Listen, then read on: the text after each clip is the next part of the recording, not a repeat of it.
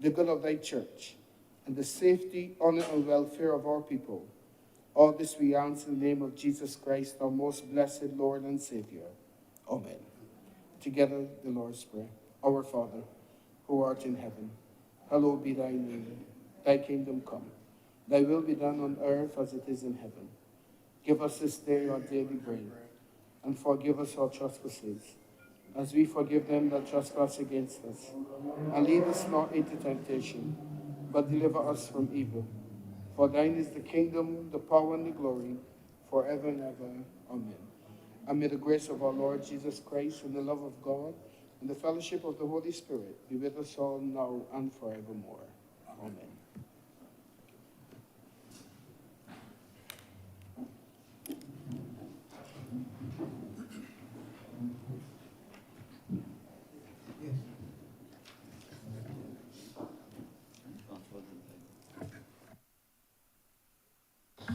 The Senate is in session.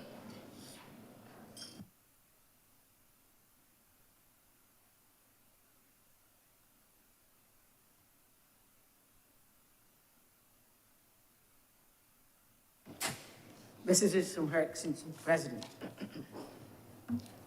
I received a letter from Her Excellency the President of Barbados, dated February 5th, 2024, which reads as follows. Dear Mr. President, I shall be away from the island on duty leave during the period 6th to 8th February 2024. In accordance with the provisions of Section 33 of the Constitution, the Very Reverend Dr. Jeffrey Douglas Gibson will perform the functions of the office of the President during my absence. As the Honorable the Senate will not be meeting prior to my departure, it will not be possible for the usual formal message to be sent to your chamber. Will you, therefore, please bring my absence formally to the attention of the Honorable the Senate when next it meets? Yours faithfully, signed by Her Excellency the President of Barbados. Announcements by Your Honor. I received minutes of a meeting January 31st, 2024 to be deferred. Senator Cummins. Mr. President, I beg to move that the aforementioned minutes be deferred. The question is that the minutes of the meeting held on Wednesday, January 31st, 2024 be deferred. Honorable senators in favor, please say aye. Aye. Those against, please say no. The things the ayes have it. Those minutes are accordingly deferred. In terms of further announcements, last week I read a notice concerning the appointment of two senators. I indicated on that occasion that Senator the Honorable Chad Blackman was away attending to matters related to the state visit of the President of Senegal, and therefore was not able to join us in the last meeting. He is outside, and I'll ask you, Clerk of Parliament, to escort him to his seat, please.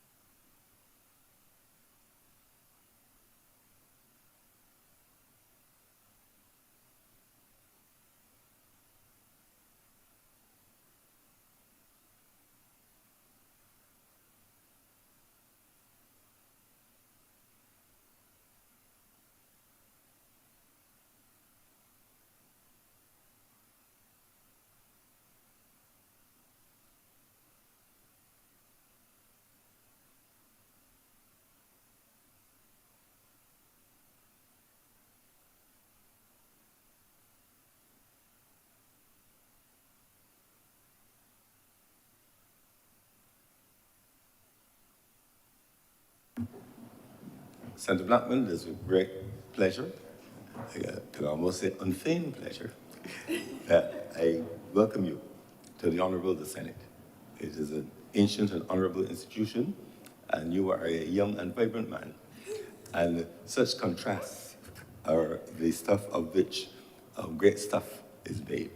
I trust that you will enjoy your time in the Senate. It is that place from which we, as part of the Parliament, make a contribution, somewhat different place from the House of Assembly. I'm sure that you'll add to the richness of the debate which normally ensues from this chamber. I'm very pleased with the extent and variety of the education and experience that you've had in Barbados and around the world. You certainly have been raised locally, but you act globally. And I think that combination always bodes well for Barbados, where we are, being a small island, we cannot be immune from the international context. So look forward really to your energy, your intellect, and also let me congratulate you on being a member of the cabinet, and we look forward to the perspectives which you will bring from the Ministry of Economic Affairs and Investment, which of course encompasses many aspects, especially related to development, social and economic. So I welcome you to the Honorable the Senate. I wish you well in this place. Remember that the clerks of Parliament are there to not only support the chamber, but to support members. You'll find them a wonderful resource to you during your parliamentary career. They are both the chief technical officers in terms of knowledge of parliamentary procedure and rules and so on, as well as the executive managers of our parliament. So any matters related to the function of the parliament, they are well placed to assist you. So once again, welcome, and I wish you every success in this new part of your journey.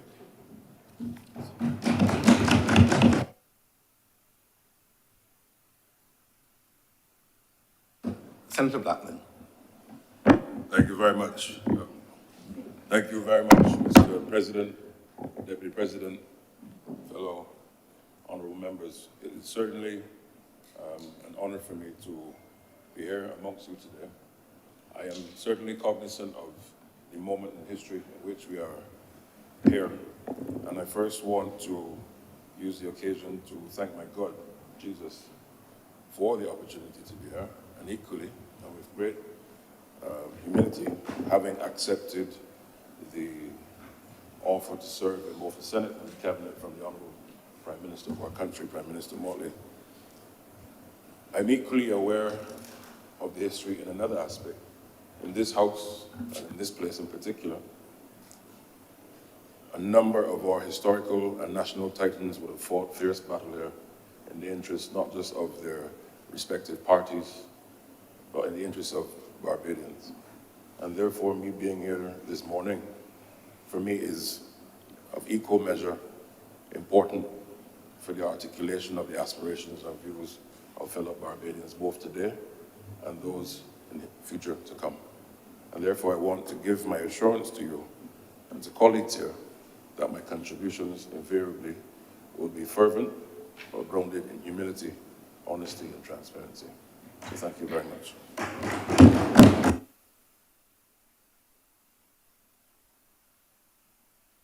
Further announcements. I have apologies for absence from Senator Tate, Senator Drakes, and Senator Malalou, and indications of late arrival from Senator Mr. Maynard.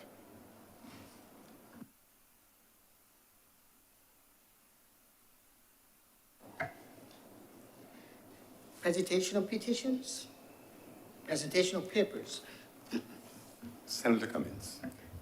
Mr. President, I am commanded to lay the following documents: the Population and Housing Census Report of 2021, the 2022 Barbados Economic and Social Report.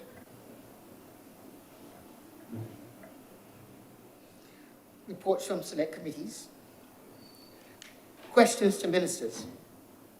Request for leave to move the adjournment of the Senate on matters of urgent public importance. Statements by ministers or parliamentary secretaries. Personal explanations. Motions relating to the business or sitting of the Senate and moved by a minister. Introduction of bills. Senator Cummings. Mr. President, I wish to introduce the following bills and beg to move that they be read a first time.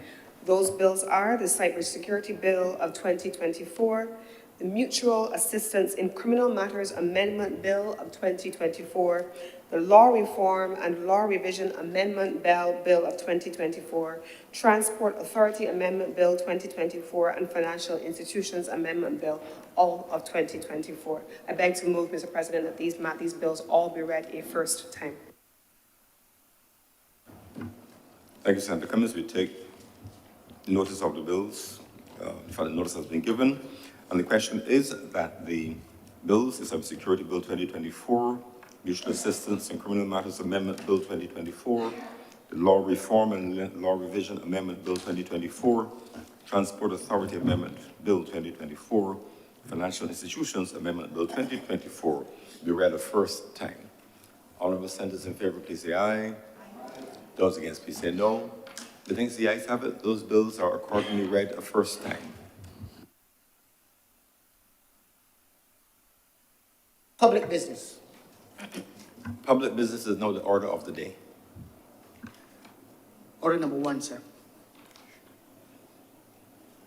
Order number one, sir, in the name of the Honorable Leader of the Senate, to move the second reading of the African Export-Import Bank Bill 2024. Senator Cummings. Thank you very much, Mr. President. I want to open my comments today by adding my own voice on behalf of the government senators to the welcome that you, Mr. President, have extended to our newest Senator, the Honorable Chad Blackman. Last week, I would have taken the opportunity of welcoming Senator Reverend Charles Morris, and I am extraordinarily pleased to be able to do so today for Senator, the Honorable Chad Blackman. I am confident that Senator Blackman, in his role as Minister in the Ministry of Economic Affairs, will bring his extensive expertise and experience to bear in the interest of the government and the people of Barbados. I know him for quite some time as a fierce advocate on behalf of Barbados. I know him also as for some time as that individual who has been passionate about a range of issues, including law, trade law, and more recently, international relations and diplomacy, as he served with distinction at our embassy in Geneva, Switzerland, as the permanent representative to the United Nations institutions in Geneva, and including, but not limited to, the World Trade Organization, using that trade law expertise that he brings to the table, and then subsequently being recruited and invited to serve in the cabinet of the Director General of the International Labour Organization. It is my absolute privilege to share this side of the table and the government's representative as a member of cabinet with Senator, the Honorable Chad Blackman. Congratulations, Senator Blackman, on joining. Mr. President, I am today given the responsibility of leading this honorable chamber through what really is a simple matter. The arrangements are captured in order number one, Mr. President, and simply put, we have before us, one, the bill, and then the appended execution agreement establishing the partnership between the member states of the Caribbean community, which I will refer to afterwards as CARICOM, and the African Export-Import Bank. It covers also, Mr. President, the agreement between the government of Barbados specifically as the location for the headquarters of that Caribbean Community Office of the Afreximbank, and I want to begin my comments there. Mr. President, Barbados many years ago took the opportunity to position itself not just as friends of all and satellites of none right after our independence, but we also, Mr. President, were fairly aggressive about the fact that given our local, I think it was Errol Walton Barrow, who spoke about our foreign policy being the obtuse and the reverse sides of the same coin.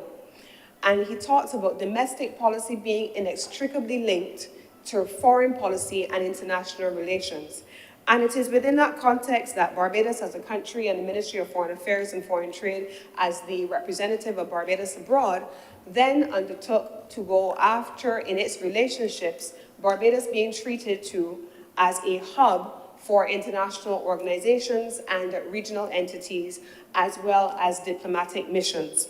Mr. President, you would be aware, I know that the colleagues are also aware, and the public too, that here in Barbados, we serve as a headquarters for a range of entities. We are the location for the Eastern Caribbean, for the European Union and their delegation. The United States Embassy here services the Eastern Caribbean as well. We have the United Nations offices headquartered here at UN House, and here housed in Barbados we have agencies ranging from UNESCO, UNIFEM, UN Habitat, and more recently you would have seen the announcements on the International Office of Migration having an office established here in Barbados, and inevitably over time there will be others to come. Equally so, Mr. President, on a bilateral basis, we have ambassadors that are domiciled, that are headquartered here in Barbados as part of their embassies, and they have their responsibility for servicing the region in the Eastern Caribbean from Barbados. That relationship, Mr. President, has been buttressed by traditionally linkages between Barbados and the countries of the region, ease of moving between countries, but also, Mr. President, the fact that agencies, just like businesses, tend to accumulate where other entities are equally domiciled, because it is easier to do business oftentimes where other like-minded or equally established agencies are also hubbed. And it is on that basis, Mr. President, that just like other regional institutions, namely and perhaps more visibly, most visibly, the headquarters of the Caribbean Development Bank, which also services the region, is based in Barbados, we now have, coming out of the November 2021 hosting here in Barbados of the active conference, the Africa Caribbean Trade and Investment Forum, held in the inaugural session right here in Barbados, bringing representatives from across the region, yes, but across the African continent and the African diaspora, right here to Barbados. We are now seeing the outworkings of that inaugural conference being held here. We saw subsequently at the leadership, the visit of the president of the Afreximbank to Barbados and his delegation. We saw the opening of the office taking place very recently. We have seen the partnerships that are emerging, and there was a partnership signed in the margins of the headquarters being opened here in Barbados in 2023. An agreement at the time was signed with an Egyptian entity that came during the active conference, and they signed a partnership agreement at the time with Invest Barbados for the purpose of getting into new business of fish processing. And that is an interesting reality, Mr. President, and I was pleased to have had an opportunity to sit in the audience at the time and to see the outworkings of the work of the Invest Barbados team, the Export Barbados team, and the Ministry of Agriculture team. Mr. President, it was an interesting thing. In the opening ceremony of Active, the president of the Afreximbank, President Arama, he spoke about the trading relationships between the CARICOM region, the Caribbean region more broadly, and the African continent. He talked about this burgeoning population that represented the 54 member countries of the African continent, and he talked about the fact that the import bill for African countries and for the African region as a whole did not comprise anything that was significant in volume, either in goods or in services from the Caribbean region. And in so doing, he used the example of the fact that many of our countries now, and certainly Prime Minister has, been speaking about the fact that Barbados and many of our other countries in the region, while there are small island developing states, there are simultaneously large ocean states. And in speaking about this expansive marine environment, the president of the Afreximbank at the time spoke about how much fish the African continent imports from all over the world in other places, and I believe it was less than 0.02% of fish being imported from the region, despite the fact that the region has an abundant fish stock in a range of species. Coming out of that, there was an entity that was there. Evergreen is the name of the company, and they were present, and they got very excited because as they are headquartered out of Egypt, and I say all of these things because they signed a partnership agreement with the entity when the opening of the headquarters office was done last year, and this was publicly discussed. They were very enthused by what the president of the Afreximbank said at the time, and they immediately made a beeline to the Minister of Agriculture at the time, and I found myself, along with the Minister of Agriculture at the time as Minister with responsibility for international transport, in a meeting with the Prime Minister, with this entity, Evergreen, to speak about fish processing and Barbados becoming a hub for that entity. The active conference came out of that, and the first agreement that was signed to do business between the African continent, specifically coming out of the Africa Caribbean Trade and Investment Forum held here in Barbados, was this particular partnership, arising from the announcements being made by the president himself, President Arama, in his opening remarks. This agreement in partnership was signed when the headquarters or the offices of the Afreximbank would have been established in Barbados last year, in Trident Financial Services Center in Hastings in Christchurch. What this agreement now seeks to do, Mr. President, is to extend to the Afreximbank the same privileges and immunities, the same exemptions, and the same terms and conditions that Barbados has offered to every other regional institution, every other international institution, every other UN agency, and every other bilateral agency that has an embassy set up here in Barbados. And the agreement is entirely in line with those existing principles. Now, what is important about this, Mr. President, is that coming into the region, it provides an opportunity for us to put paid and to put our money where our mouths have been for generations. And I want to tell a little bit of a story, Mr. President. It is an interesting thing. I remember for many years we have had entities, and one of the agencies that has been headquartered here in Barbados servicing the region has been Caribbean Export, for example. They have been headquartered here. We have in Baobab Towers, Caribbean Export. We have the agency with responsibility for standards. We have all of the agencies that are headquartered in Barbados, many of them in Caribbean, in Baobab Towers and Warrens. And I remember on more than one occasion, we found ourselves in situations where entities like the Caribbean Export Development Agency would be reaching throughout the region and finding entities in the business community that had an export ambition, that were interested in doing business with the rest of the world. And that was something that was done on a regular basis, and there were business missions and trade missions that were always being done. Many of them would have taken place under the umbrella of the European Union CARIFORUM Economic Partnership Agreement, and many missions would have gone to Europe. And there were always these linkages being developed. Now, it is my expectation that with the financing that has been made available dedicated to the Caribbean region and the relationships in the Caribbean that have now been forged by the Afreximbank, that there is an opportunity for us to replicate exactly what we have done historically to build business and trade relationships with other parts of the world in the global north. Now to be able to expand those relationships into the global south, to meet and to greet and to do business with people on the African continent. And Prime Minister calls it retracing our Atlantic destiny. And she's talked about it on multiple occasions when she has described our relationship with the African continent, and specifically our relationship with the African continent as being facilitated through the Afreximbank. And she's talked about the fact that we used to think of the Middle Passage, the passage from the African continent down to the Caribbean, oftentimes purely as that space that was historically associated with slavery, bringing slaves as chattel into the Caribbean region, which now represents what is one of the diasporic areas of the African continent. Now, what we're hoping to be able to do with a financial relationship with entities like the Afreximbank is to create the reverse relationship. Now, what is negative, what was negative, is made into a positive.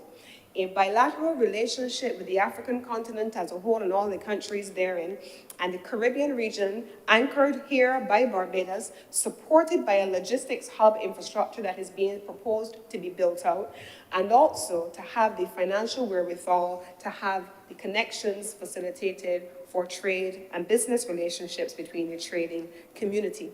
That, Mr. President, is the ambitious objective of Barbados's hosting of the headquarters of the Afreximbank. The expectation, Mr. President, quite frankly, and I know that it is the government of Barbados's hope, that over time, we will find a relationship being forged between other institutions, and certainly from my own part, in the energy sector, we have also been engaging not just with our local financial institutions, but also with the Afreximbank, and we have invited them into the discussions to explore the possibility of the creation of new financial instruments to service the energy sector. And we're looking forward to being in a position to roll out further initiatives that will allow us to expand the capacity of Barbados's business sector, and certainly from my own perspective, business and energy sector into the African continent, and to be able to have additional air linkages through the Ministry of Tourism, who has been speaking about the provision of direct air services linkages between the African continent and the Caribbean region, and the logistics hub that can be developed here in Barbados. So, Mr. President, these are the issues that are captured really in what is a headquarters agreement being laid in this Parliament today, and the outputs of what that headquarters agreement will be expected to give rise to. I want to close, Mr. President, because I am aware that many of my colleagues, because of the relationship that has been forged, will want to speak on this particular matter, and I want to make sure that I leave space and room for them to cover some of the important ground that has to be addressed in the course of this bill. But I want to take the opportunity specifically to go through the bill itself.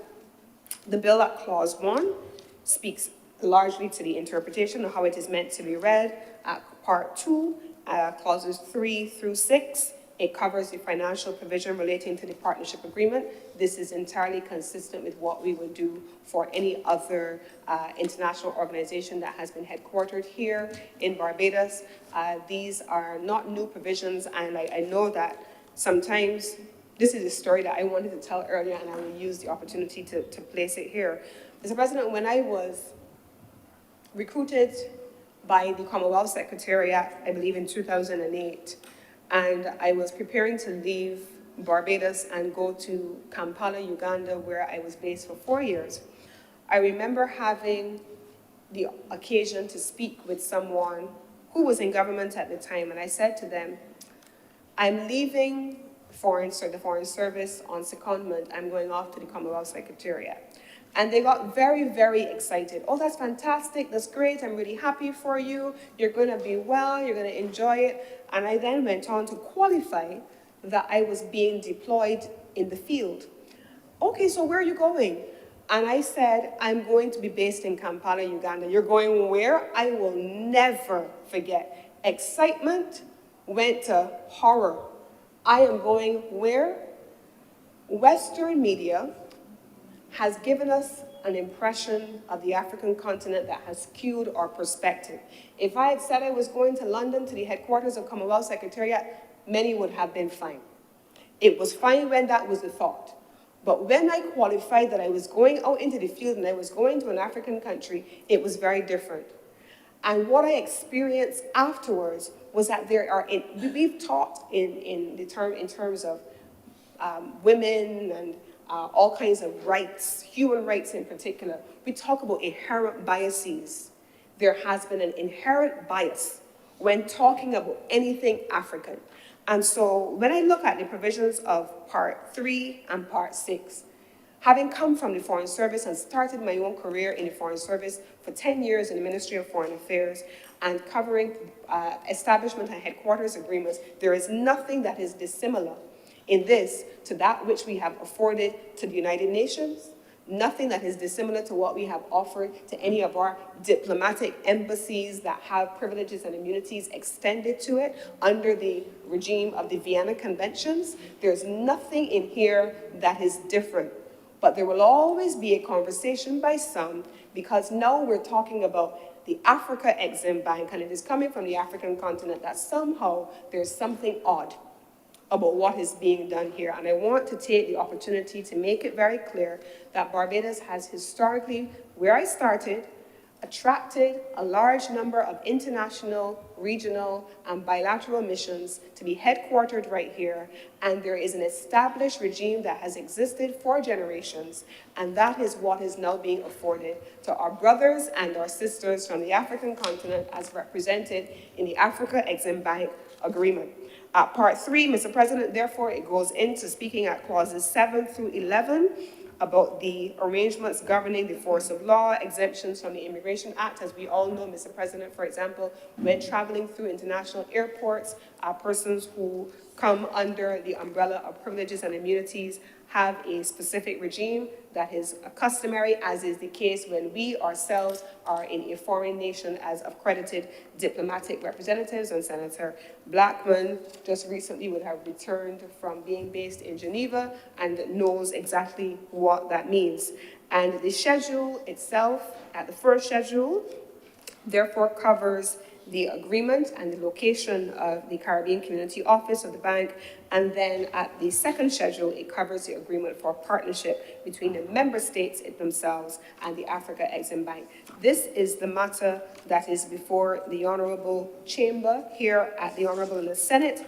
And I wish to commend this matter to the honorable members and take the opportunity to congratulate the government of Barbados and the Afreximbank for bringing us this far, for getting to a stage where a historical relationship between Africa and the Caribbean, which is based on our genes, based on our own history, can now be codified by way of an agreement captured between the Afreximbank, headquartered in Cote d'Ivoire, with its headquartered offices in Cairo, Egypt, and with regional offices across the African continent, now establishing the very first office in the Caribbean, right here in Barbados. I think this is a moment of which we can be very proud to be a part of this process. And with these few words, Mr. President, I beg to move that this bill be read a second time.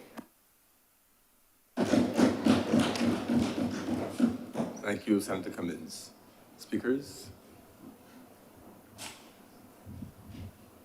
Senator Dr. Brathwaite.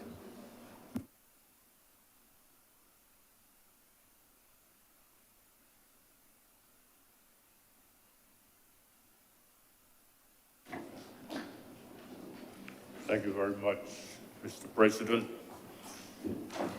I too would like to take the opportunity to welcome our new senator. In fact, our new senators.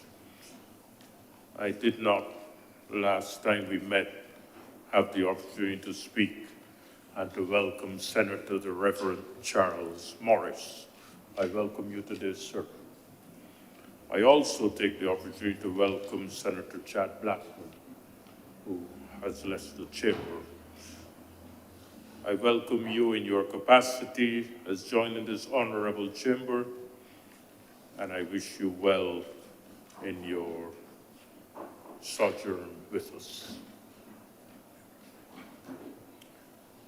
Mr. President, let me thank you for recognizing me and therefore giving me the opportunity to say a few words on the important bill which has been brought to this honorable chamber. Mr. President, the bill that has been brought to this chamber is of great historical importance. In my view, it seeks to continue to build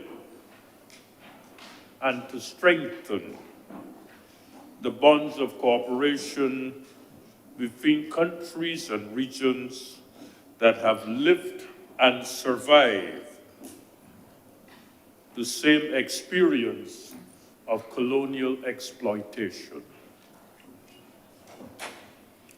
This experience is usually included within the context of South-South cooperation.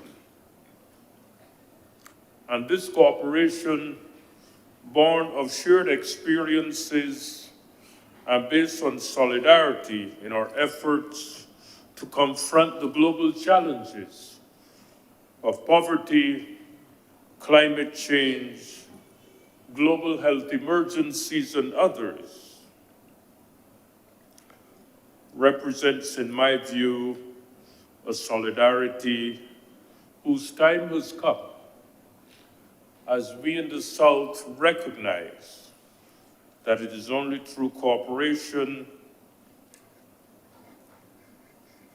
and shared resources that we are going to be able to treat with these global challenges. South-South cooperation offers the possibility of shared knowledge and experiences, resource sharing, taking advantages of economies of scale, solidarity, and mutual support in facing the crises of the 21st century. And we, in this part of the world, are fully aware of what those crises are. Crises of health challenges, COVID being the most recent, challenges of poverty, and the challenges of marginalization in a global world that today enjoys a level of prosperity hitherto unknown, especially in the North, and yet, Mr. President, 850 million people in the world still go to bed hungry. Mr. President, these challenges are not simple and easy to resolve. The platform that has been developed and which has been shared around the world, encapsulated in the Bridgetown Initiative, clearly points out the dimension, the depth, and the seriousness of the challenges we as small developing countries face in seeking to play our role in this global world. South-South cooperation, therefore, and solidarity with our brothers and sisters in Africa, in my view, is a fundamental part of our initiatives to seek to redress the challenges of the past and the challenges of the future. We cannot continue to believe that those who come from the North are going to solve our problems. I have for some time commented on the fact that the agendas of those who come to help us are not always as altruistic as we would like them to be. And I often quote a simple example which I bring to the table this morning. We suffer serious challenges of food insecurity, where we produce only 20% in this country of what we consume. And we need significant investment in technology, significant investment in infrastructure, significant investment in human resources to be able to address that challenge. But Mr. President, how many of the so-called development banks of the North have put money for us to invest in food security? In my analysis, it is not in their strategic interest, because we import the food from exactly where the money is coming from. So if it is true that you are making money from a mechanism which you have exploited all these years, I see it as difficult for you to say, well, we're going to put money to solve that problem because we're benefiting from it, so leave it as it is. In saying that, Mr. President, I believe that South-South cooperation will help us to address some of these challenges, because those in the South will be better able to understand what we're talking about when we talk about the shared experiences of colonial exploitation, in a way that those in the North may not wish to understand or prefer not to understand, because it may be in their strategic interest to continue to do things in a kind of business as usual way.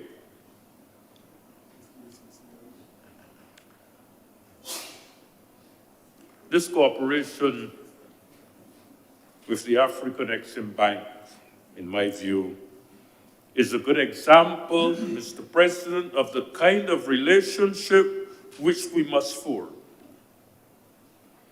The bank's experience is different from those of the North.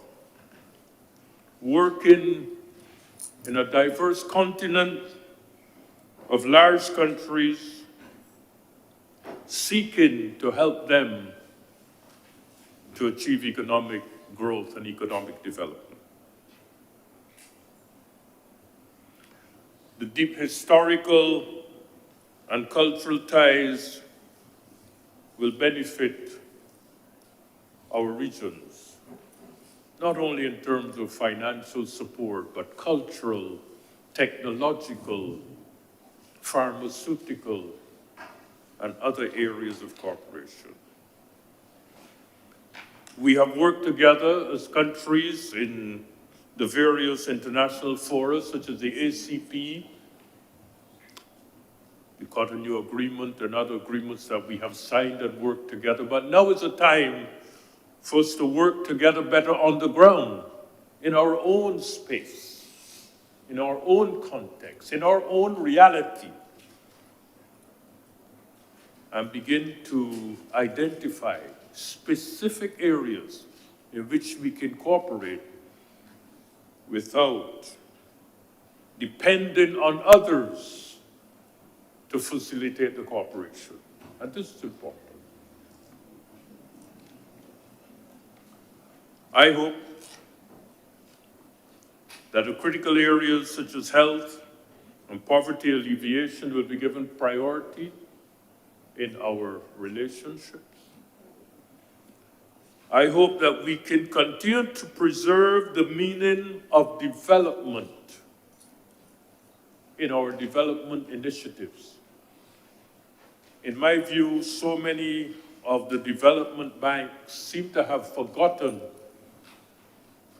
that their role is development, and they become banks seeking to identify profits, seeking to identify how much money they're generating for the stakeholders, seeking to identify whether they are in line with global criteria of what a bank should be, and forgetting that they were set up as development banks, and therefore the emphasis should be on development.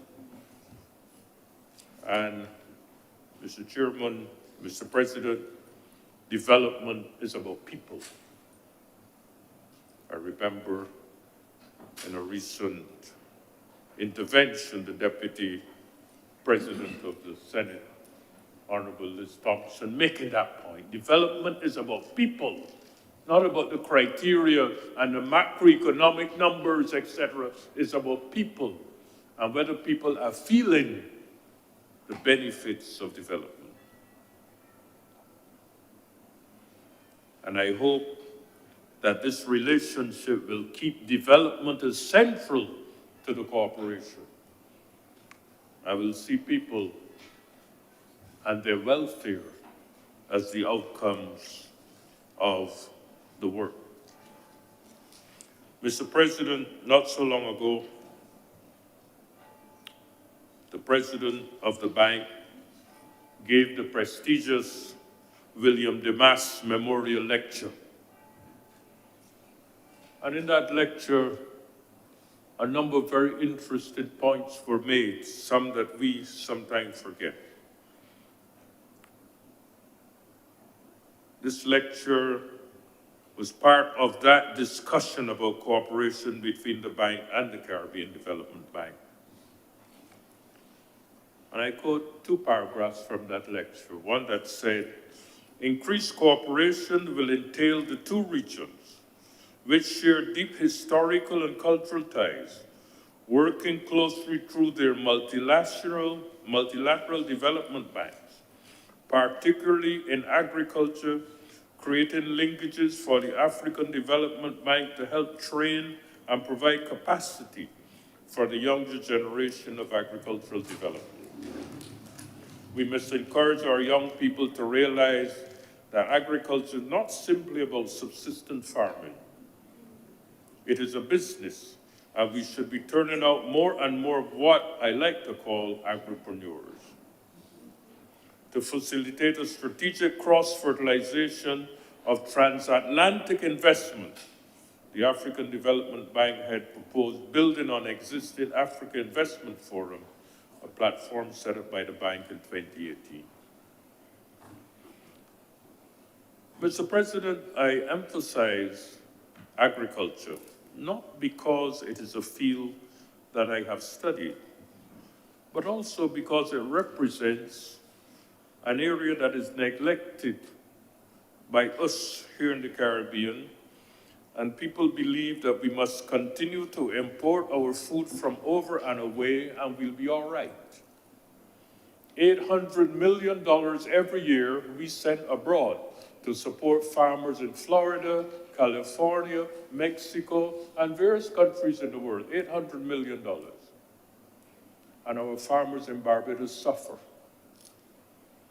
And we have not given agriculture the attention it deserves. The African Development Bank and the Exim Bank is a very good example of the kind of investment portfolio where they invest heavily in agriculture to improve the welfare of their people. It's an area we have neglected,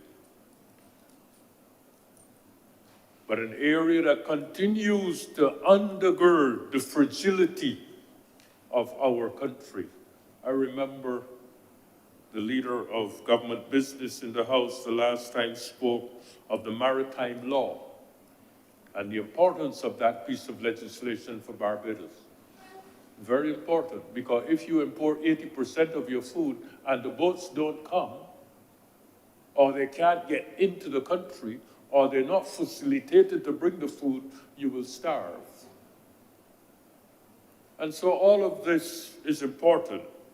And I would like to take this opportunity to congratulate the government, not only on that piece of legislation with respect to efficiency in promoting maritime legislation and maritime movements and all of that, but also with respect to this particular bill, which seeks to build a bridge of cooperation between ourselves and the African continent.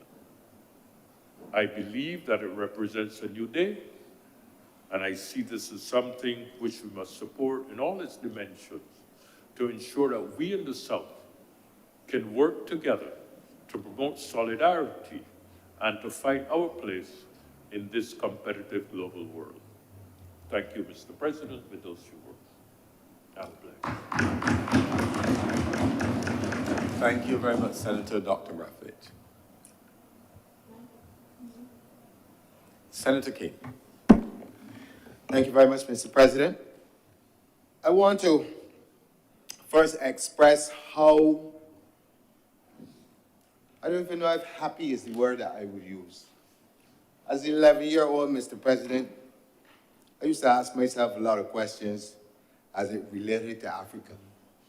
Basically, because I was born in England, I had the, I don't know if I would call it the pleasure, but I had the distinct experience of experiencing what it is to be black and living in England in the 60s, going into the 70s. And when I came to Barbados, one of the things that I noticed is that when you spoke about Africa, it seemed, just as the leader of government business mentioned earlier, it seemed to evoke a kind of negativity among our people. And I found it strange at that time as a youngster as to why you would feel this way. But over the years, as I grew older, I began to understand a little bit more about the history of Barbados and the rest of the Caribbean, the history of colonialism at the continent itself.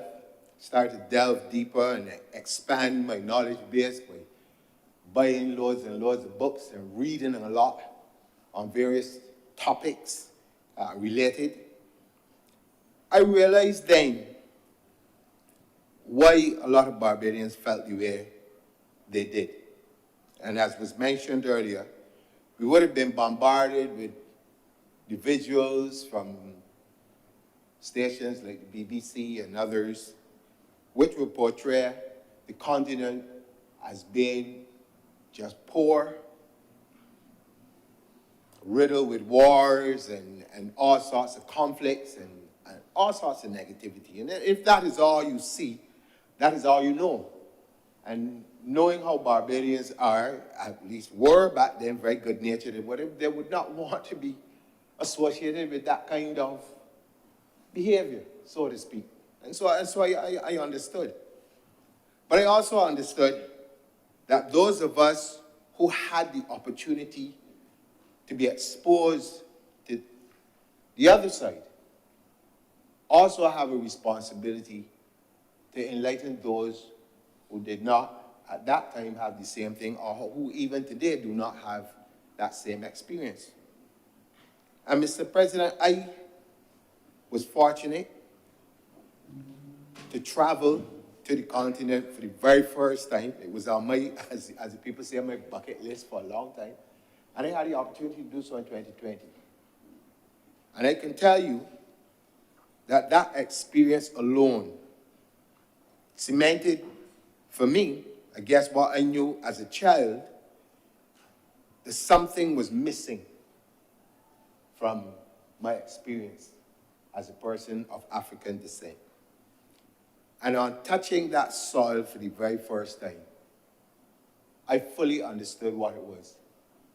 I felt as if my life had come full circle, as if I was at home where I belong for the very first time. Out of that, I am privileged to be alive to see initiatives such as this begin to take shape. And I don't fool myself, as none of us should. We are in the pioneering stages of this connection with the continent. And I have to keep harping on the idea of a continent because, again, because of misinformation, a lot of people believe that Africa is a country. There are 54 different countries that make it up. But also, from my own personal, again, experience and conversations with people on the continent, The African Union has made it clear that they are reaching out to the African diaspora in a different way. They're very concerned of looking forward to having persons of African descent help to contribute to the development of the continent, regardless of where those persons may reside in the world, globally. And so I see this move by the Afreximbank as part and parcel of reconnecting us in a complete different way. As was mentioned by Senator Brathwaite, we have relied on it for a very long time on the generosity of the West. If I may use the word generosity loosely. But we've depended on that for a very long time. And for those of us who are not afraid to speak truth to power, we have always come out holding the wrong end of the stick on all occasions. I'll take you back to a very simple thing. I grew up with a number of my relatives working within the sugar industry, and I remember very well listening to a conversation within the household between some of my uncles and others who were talking about, at that particular time, as I was a child, but I remember it well, talking about preferential treatment for islands like Barbados and stuff, where the pricing and everything and taking sugar from us was you know, and they were happy about this thing because, you know, you were getting this preferential treatment and all these things. And then as you grow older, you begin to realize that the preferential treatment really was more exploitation of you, undervalue paying for the sugar, or in what turned out to be one of the most interesting things for me, is to watch my mother, who's into baking and all these things, have to go to the supermarket to buy what she called icing sugar. And imagine that we were making the brown sugar, which goes up to a company which will remain nameless, but all of us who have anything in the kitchen will know what it is. It goes to them at a lower price, and then when it comes back to us bleached, it costs more. And this has been going on from one generation to the next. This new initiative, as was mentioned earlier, speaks to those of us with that shared experience of exploitation and colonialism, being able to come together and do business with each other on our own terms. On our own terms, Mr. President, for the very first time. You think about it. For the very first time. And even as we struggle now to make things easier in terms of the shipping of goods and services and different things by getting air routes sorted out and all these things, I believe that the bank, as part of its developmental thrust, must also see itself being able to finance such things. It speaks eloquently about facilitating trade as one of its primary objectives, inside the continent and outside of the continent itself. One of the things that we're going to really need financing for is the ability to move goods, be it by ship or be it by air. And I believe that those entrepreneurs within both the continent itself and the diaspora must begin to think of using the facilities that are being offered by the bank to make these connections. So that what we find today, in terms of every day you turn on radio, the television, and whatever, and the war continues in the Middle East and all of these kind of things, we have to pay the price for it. Yet, Mr. President, during the dark days of the slave trade, The ships didn't have to go around the Horn of Africa to go into Europe to get us. They came straight across the Atlantic. If my memory serves me right, probably took a year at that time to get down here from the West Coast, to the Caribbean. But they got here nonetheless with cargo and with whatever else that they were shipping. And I take this as being the first step, or the first steps, in us being able to open that trade route in a complete different way for future generations of people of Africa and of African descent. And this is a good thing. And I know that there will be those persons who will have as much negativity as the older people had back then, based on their understanding of the continent and what it can or it cannot do. You will have those dissenting voices. But I want to reassure them that as they were wrong back then, they will be wrong today the same way. Because anytime at all that you can open up new trade routes, you can get new products and services moving between different partners, where the primary objective is not to exploit you, but to empower you. You cannot lose. And it will not always go smoothly. As in anything in life, there will be challenges. There will be things that we have to fix as we go along. But that is the nature of life and the beginning of new ventures such as this. But I welcome, personally, I welcome the initiative and for the bank to be here, stationed in Barbados. You know, historically, again, when you talk about the irony of some of the things that you have to deal with. In my personal conversations with various persons, sometimes they say things and you laugh, depending on if you believe in certain things that people believe in or not. But I remember having a conversation with a person who said to me, John, we have to reverse the curse. And I was kind of trying to understand, what are you talking about, reverse the curse? And he was talking about the curse of slave rule in terms of what it did in terms of bringing one set of people who suffered and all these things. He's saying that we have to reverse it so that when we are going back to the continent or whenever we are doing business with the continent, that we are the ones in charge. And change the whole narrative of the past of us being unable to do certain things for ourselves, having to wait on other people for development and science and technology and all of these things, but we're being able to reclaim who we really are to do these things. And you know, when he said it to me at the point in time, I smiled to myself because I have my own way of thinking when it comes to these things. But I understand what he meant. Not in a literal sense of breaking a particular curse that anyone puts on you.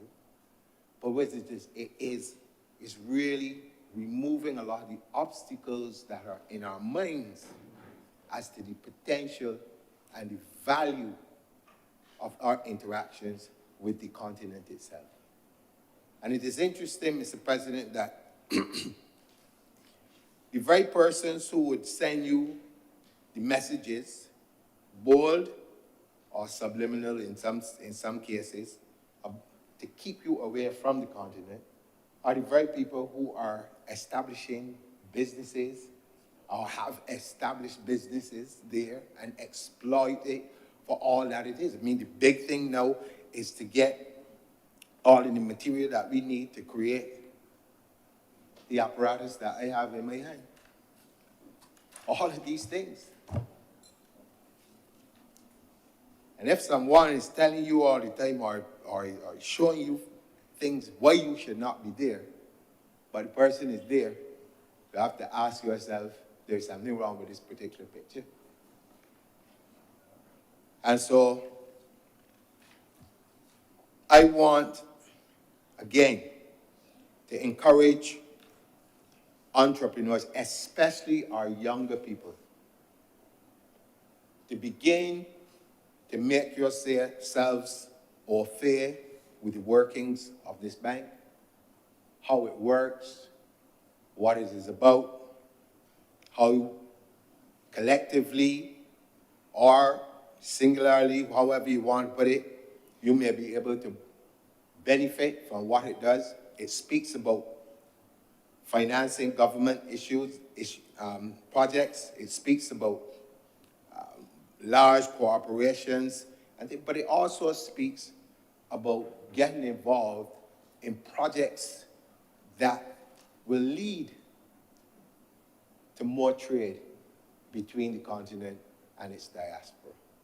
And so, for me, Mr. President, this is a good day, and I'm very proud, I would say, I'm probably grinning from ear to ear, to be part of this, because these are the things that I dreamt of as a child. And to be able to live and to stand here, to be able to give life to this, is really an honor for me. And with those very few words, I'm obliged to you, sir. Thank you very much, Senator King. Senator Anderly Boyce.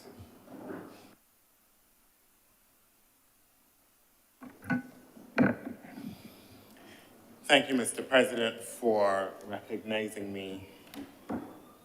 Like many of the speakers before me, sir, all of the speakers before me, sir, I stand in support of the bill before us, sir. Sir, we inhabit a moment, a global socio-political moment defined by challenge, defined by ever-present wars and conflicts, defined by the crisis of climate, defined by the lasting effects of COVID-19. And we can go on and on and on about the vagaries and vicissitudes of the moment. And it is in that context, sir, that we develop this partnership out of a recognition, sir, that it would be unwise and unstrategic to seek to shore up ourselves by ourselves with our own might and with our own resources. And it is important in that context, sir, that we seek partnerships, that we form relations, and like Senator King has indicated, and Senator Brackett as well, there is perhaps no better partner in this effort to fortify ourselves from the multiplicity of challenges that might and have befallen us than the countries of the African continent. Sir, the new opportunities that abound because of an arrangement like this has the ability to affect the lives and to improve the lives of many a Barbadian. I refer specifically, sir, to the opportunities in trade and investment. And very often, those of us trained in the areas of trade and investment can talk over the heads of people when we talk about trade agreements and the implications of those agreements. But sir, I think it is important that we make it plain that this is about the lives of ordinary people. This is about the artists and the designers, sir, getting the opportunity to showcase their talent on the African continent. This is about the earning potential of our creative sectors. This is about the ability of exporters, large and small, to make a living and to support their families, sir. A recent study by the International Trade Center indicates, and I want to get the numbers right for you, that less than 1% of the region's current exports are sent to one, of each region's exports are sent to one another. All the while, and those exports are concentrated in minerals and chemicals for the most part.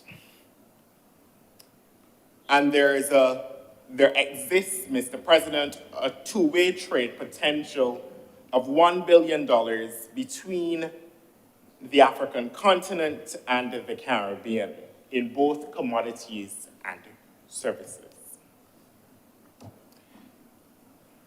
Very often, sir, entrepreneurs complain and trade academics recognize the realities of smallness and how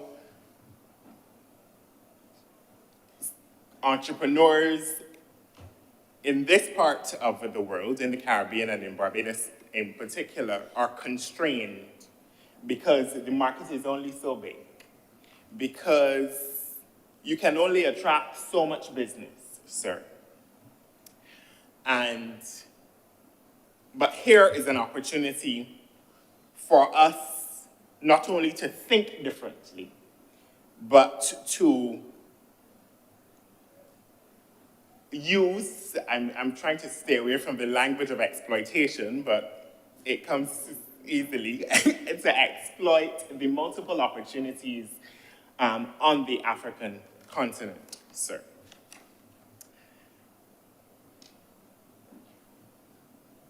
This bill that we consider today, the agreement that we consider today, also forms but part of the broader effort of the government to enhance relations with the African continent. We have seen over the last few years, certainly in since 2018, the establishment of missions on the African continent, sir, particularly in Kenya and in, I'm blanking on the other one, Ghana, thank you. And the establishment of air services agreements, sir, clearly part of the initial step of having traffic move between our shores and those countries, sir. The Honorable Senator King made the point about reshaping our destiny and about reshaping, more specifically, reshaping the narrative about the African continent. The experience on the African continent is as varied as anywhere else. There are economies, sir, that are in ascendancy. There are economies that are booming. There are opportunities abound, so that the traditional perception, the traditional and problematic perception of Africa as, dirt poor and to be shunned in the context of international relations, sir, is something that we should get away from. But it is also important, sir, to make the point that I think even arrangements like these can represent parts of the effort towards reparatory justice. And when I say that, I mean that while the claims against our former colonizers are legitimate and should be made with, as the young people say, with our full chest, that there's a role that we have as the descendants of the formerly enslaved to reshape realities as best we can, even while continuing the legitimate claims for reparatory justice. And I think that this arrangement, sir, is reflective of that thrust, and I certainly do hope to see it continue. Sir, the prospects of this Caribbean region, the prospects of Barbados, will only be made better through partnership with our brothers and sisters on the African continent. Sir, I began by saying that we're in a moment of challenge, and it often falls to those who stand in the midst of challenge to find an opportunity to turn it around and to make the best of the hand that they are given. And sir, I think that this arrangement represents just that, the ability to play the hand we've been given as best we can.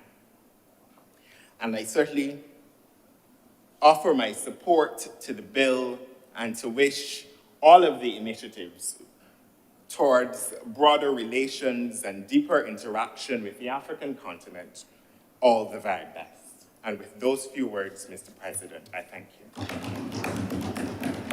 Thank you very much, Senator Angela Boyce. Senator the Reverend Canon Dr. Rogers. Thank you very much, Mr. President. I rise to just lend a few words to this bill that is before us. Not that I have anything stellar to add to what the previous senators have said, but just that I think that it would be a grave omission not to say anything. The bill today has two goals. First of all, to establish a partnership between the member states of the Caribbean community and the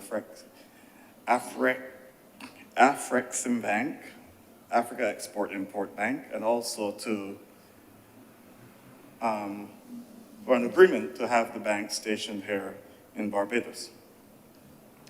When I first heard of this particular deal, sir, and read a bit of the bill that is before us, one line came to mind, a line from that Sam Cooke hit, "It's been a long time coming."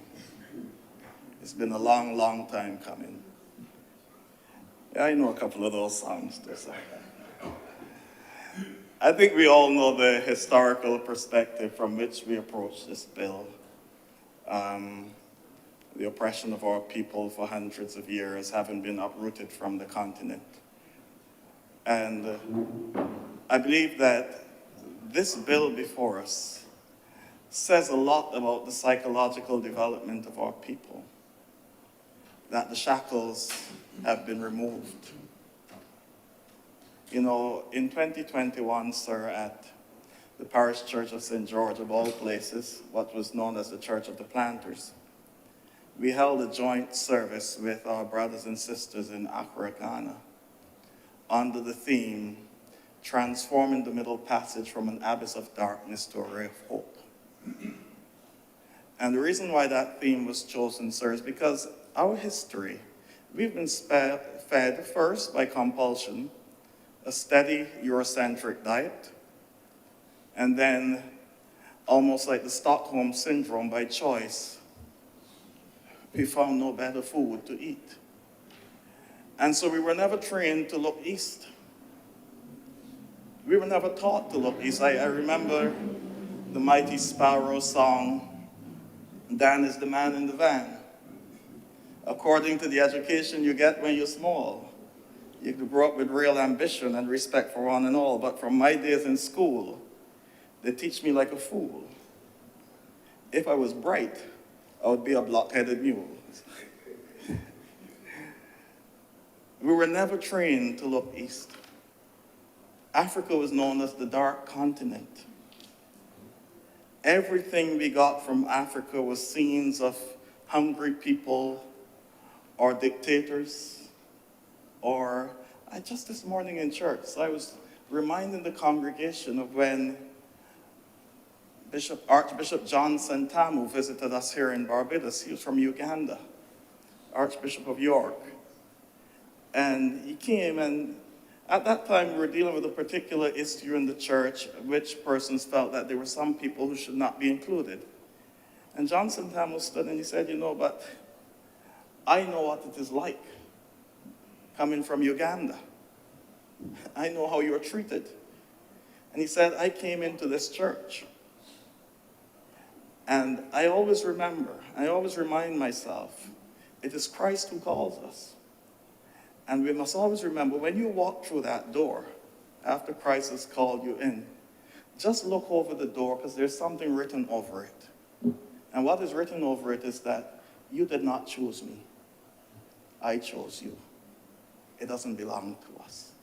I've said that to say, sir, that we were fed a steady diet, never to look to the continent. But thank God, the scales have been removed from our eyes. And this bill represents the desire of the Caribbean community, the people who are predominantly of African descent, who were uprooted centuries ago, whose ancestors were uprooted centuries ago, are now saying, we want to link our two homes. It is not the first time that it's done. This is not novel. It's been tried before. I think as we reflect on a bill such as this, we cannot help but evoke the name of Marcus Messiah Garvey, who told us to look to the east and encourage people, let us go home. But we know how it is. It was so for the exiles in Babylon too. When this prophet second Isaiah was telling them, come, let us go back, prepare a highway in the wilderness, we're going home. Not many people went. They were there, they were settled there. And we've been settled here. But now, through the gift of technology and travel, we can be both places. And so this bill, for me, speaks to the psychological development of our people. But I also want to acknowledge, while we're at this, the work of persons like Israel Lovell, whose grave is in the churchyard at St. George. I just thought I'd mention that. And all the work that he would have done for the improvement of the Negro people as well. But the scales have been removed from our eyes, and I want to speak to this on a religious level as well, because just on Sunday in our diocese, through the initiative of our diocesan bishop, the Right Reverend Michael Maxwell, in the Diocese of Barbados, the first Sunday in February is recognized as African Awareness Sunday. And he is one who has always had a deep passion for his Afrocentric roots and have infused many of those things into the liturgy, so I commend him on that initiative. But just Sunday, I had the opportunity to remind the congregation, and now I get the chance to remind our people here, of the central role that Africa played in salvation history. Because whenever one gleans the pages of the Old Testament, when we hear of Egypt, we always hear about the captivity and the Pharaoh. But there are many passages in the Old Testament that remind us that Egypt was constantly the haven for God's people. Whenever there was a famine in Israel, it is to Egypt they went. It's there in chapter 12 of Genesis when Abraham experienced a famine. He went down there. Of course, Abimelech liked how his wife looked, but that's a different story altogether. Yes. And then there's also the sojourn of which we know where Israel opened its arms to all of Israel. Jacob and his entire family. It was in Africa that Israel grew for over 300 years. We're told that the people began to multiply. That's where the nation really grew. Where Israel really grew. And of course, I had the opportunity, like Senator King, to visit the continent on 2 occasions now. 2 years ago, I had the opportunity to be in Kenya, where I felt very much at home, I must say. And then in December gone, I was in Cairo. But one of the things that struck me whilst there in the Diocese of Alexandria in Egypt, one of the centers, the bedrock of Christianity, actually, is that almost every church you visited, there was a little mural or painting or something depicting the Holy Family with the 3 pyramids in the background and the inscription, "Out of Egypt I have called my son." And I've highlighted that because long before Christianity reached Europe or anything, the light of God was present in Africa. When it could find no space in the darkness of its own territory because Herod wanted to kill the child, it is Egypt that opened its arms. And according to St. John's Gospel, Jesus was the true light that enlightens all people. So the light was present on the continent of Africa before it was anywhere else. And I claim that as a Christian person, as one of the great contributions of Africa to the world. But today, sir, this bill also gives me the opportunity to look at how the scales have fallen from our eyes when we look at the other side. I do not use terms like first world and third world, sir, neither do I use global north and global south, because those things have connotations. As I've said before, when you have a first world, and then after that is the third world, it tells you something. But though it was built on an economic basis, we know only too well that the people in those regions are characterized by those designations. And so when you talk of north and south, north is above south, I'm not touching that. I know what it means, but I'm not touching it. Because those things have a way of developing into other things. But it's also given the opportunity for us to look at what is happening on the other side and take the scales from our eyes as well. You know, for a long time we've been told to look west, look north, do not look east. We've bound ourselves up in these things. But wasn't this the side where in our own region in Central America, in Nicaragua, arms were being sold to 2 sides by the same entity? Aren't these the people where Iraq and Iran were fighting each other? And arms were being sold to the 2 sides by the same entity? Aren't these the people now who have supported a war, which is nothing short of genocide? And I'm speaking here as Senator John Rogers. Do not blame the government of Barbados for it. I'm speaking as John Rogers, and you can deal with John Rogers on this. No, but you know, we speak in the chamber here, and it goes out as a single thing. What is happening, sir, and I'm raising it within this context. What is happening in Gaza, sir, is nothing short of genocide. Many persons who, without a trained ear, would not know what to listen for. On October 28th, the Prime Minister of Israel made a statement. where he said, this conflict with Hamas is a conflict against Amalek. That has serious implications, sir. Amalek, within the Jewish construct, is that nation which they believe attacked them on the way when they were coming out of Egypt and killed the stragglers who were at the back. And so in the book of Deuteronomy, chapter 25, 17 and following, it says, when you come into the land and you settle down, and you build your houses and so on, remember Amalek. Do not forget them. Wipe them off the face of the earth. Do not spare one. And the question for us and the world, that the world now has to confront, who is being seen as Hamas? Who is being seen as Amalek in this conflict? And I fear it is not just the few dissidents who carried out the attack in early October. I fear Amalek has become the people of Gaza. And so when will it end? Deuteronomy 25 tells us.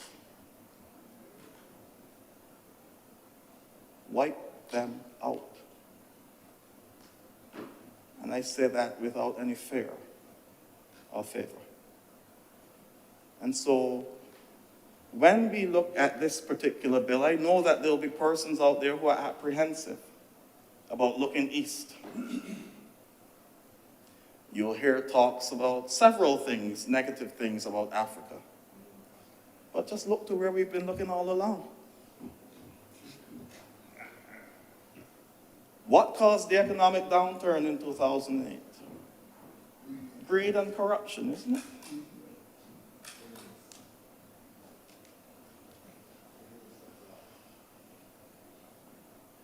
What is going on right now?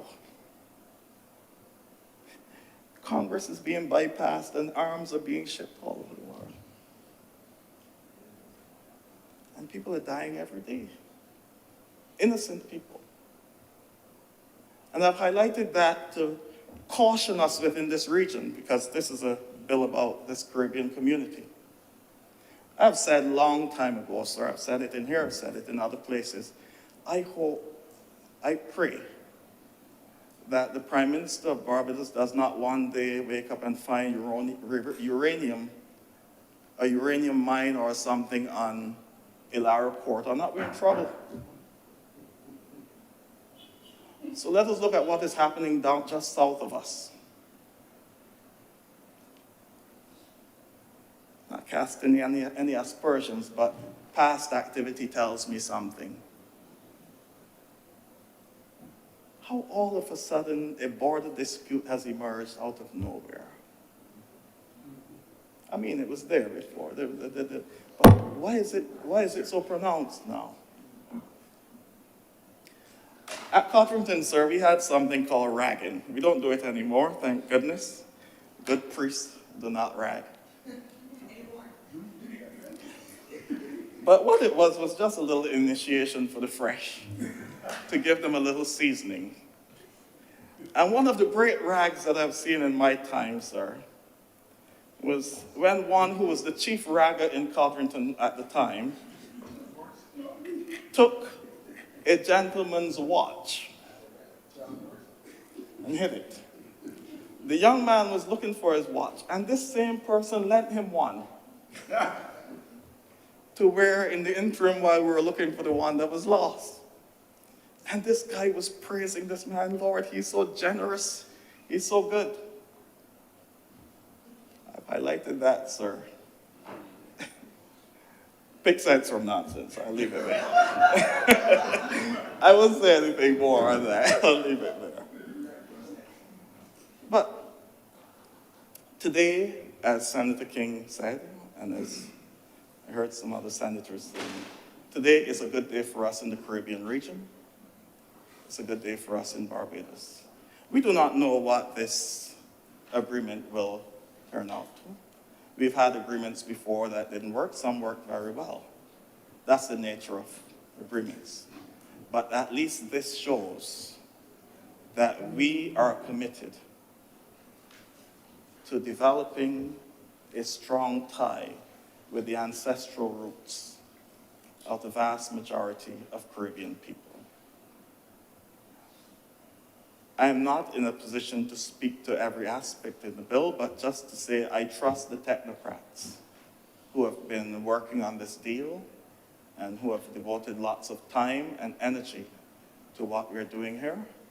And I trust their judgment, and I look forward to this deal coming to, this bill being passed, and this arrangement coming to a strong and fruitful one for both parties. With those few words, I thank you, sir. Thank you very much, Senator Cannon, Dr. Rogers. Senator Dr. Hinds. Thank you, Mr. President. I was not certain if I was going to speak on this piece of legislation today. I was really quite interested to listen today. And it has been wonderful to listen today.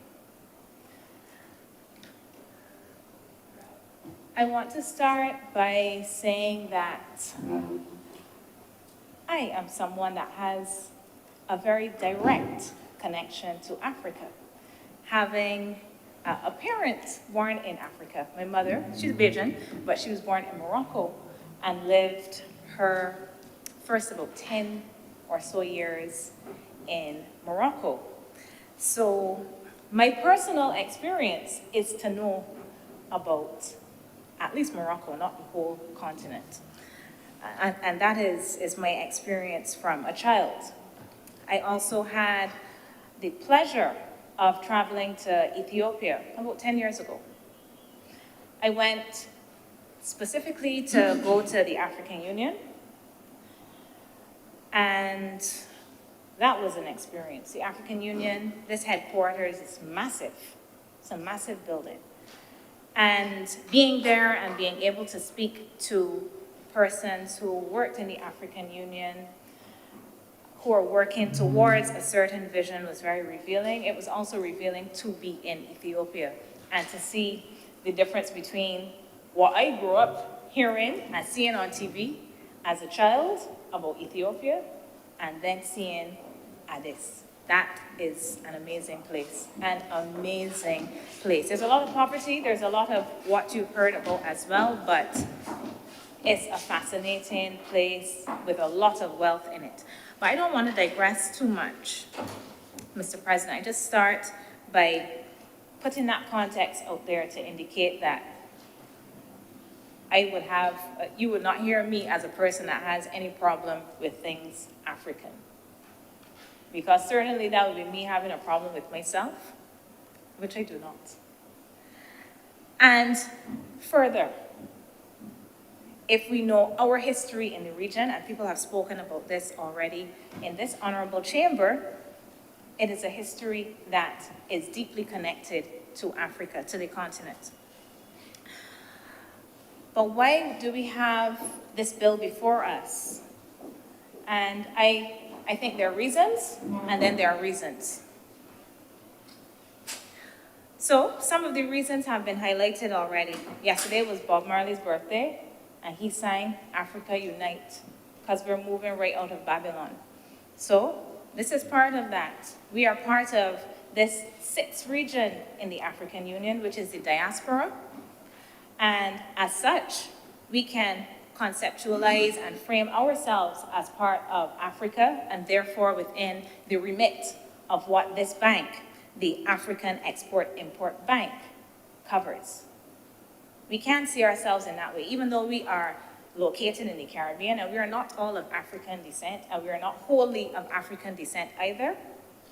But the majority of us in this place are, and this place, I mean Barbados, and even some of those who don't want to think that they are of some African descent. But we will leave that for another time. So there are reasons and there are reasons. We have the historical ties, this violent displacement that we all know of, the dehumanization of people of African descent through slavery. the alienation that we have faced from ourselves and from our history, so that we do not even know our names. We have names, but we don't know what our names may have been. We do not know our history, our true history and legacy. So this is a reason, and this is a noble reason. This is a noble reason. We have just remnants of our Africanness in some of the things that we do, the music that we have, that we make, the noises that we make, the fact that we stoops, some of the things that we eat. These are ways that this comes out. And I have to say, Mr. President, I had reason to stoops myself on receiving this legislation on Monday, around midday, for today, Wednesday. I don't want to sound like a stuck record, and I see that today that has been rectified, because we received an email already with the legislation laid today. So that is a useful correction, let's put it that way. Just to say how cost the troops, but don't let me digress on that matter, because clearly this is an issue that is being rectified, so that we will be able to have more fulsome debate and the time to address these kinds of issues. So there are reasons, and then there are reasons. There's another reason that I can think of, and unlike Senator Dr. Reverend Rogers, I don't mind using the word South. I like to use the word global South, because it tells us about a power relationship as well. It's not something that I view as a negative connotation. It is something that I think tells us about power in the world system and how power is used. And it has been used by the people of the South towards their own ends. So I think that in this, yes, we can talk about our direct connection to Africa, to the continent. But South-South cooperation is something that, this is not new. This is the spirit of the Bandung Conference in 1955, rekindled, reignited.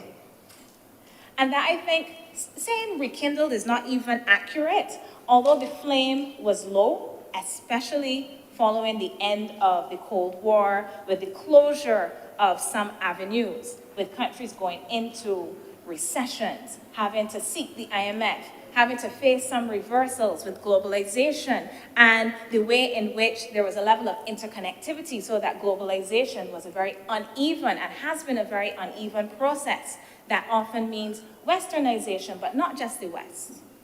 We have looked east. We have looked east to China, and we have China in Barbados, and we have different partners that we have used, but we have not looked to a particular part of the global South in a meaningful way, and this is a beginning or continuation, let us say, of this. This is a formalization, we can say, of other things that have occurred, such as the first Pan-African Conference in 1900, initiated and organized in large part by a Caribbean person, not from Barbados, from Trinidad. And here I am talking about Henry Sylvester Williams, to get the name correct. So we have had a part in South-South cooperation, in cooperation with Africa. We know, some of us know of our history and our connections with Liberia, but South-South cooperation is something that is pivotal and is critical if we are to not just have a bank to borrow from, but to attempt to alter power relationships in this world. And this, I understand, is part of what the Bridgetown Initiative is about. This is part of it. It's part of what the creation of UNCTAD has been about, calls for the new international economic order in the 1970s. These things have all been about shifting power relationships in the world. It means shifting our gaze from the West alone. It means being willing to take certain kinds of risks with different partners. The risks that we have been willing to take, I cannot say that they have necessarily paid off well. Those who were involved in series of IMF programs in the 1980s, I cannot say that they are satisfied that this has paid off well, that the loans that countries took in the 1970s and the 1980s, that these paid off well for them, taking them from the West. So why not? Why not take a risk as part of our South-South cooperation, as part of this commitment to operating differently in the world? And as a country located within the global South, as a small island developing state, I think this is somewhat bold, and I should say for CARICOM as well, a set of small island developing states. It is a bold move. Even if it is a symbolic move, it is an important one. So there are reasons, and there are reasons, but then, of course, there are other reasons. If there's one thing that would leave me skeptical about this, it is not the African, nor the export, nor the import, but the bank part. Because banks tend to serve a particular purpose, Mr. President.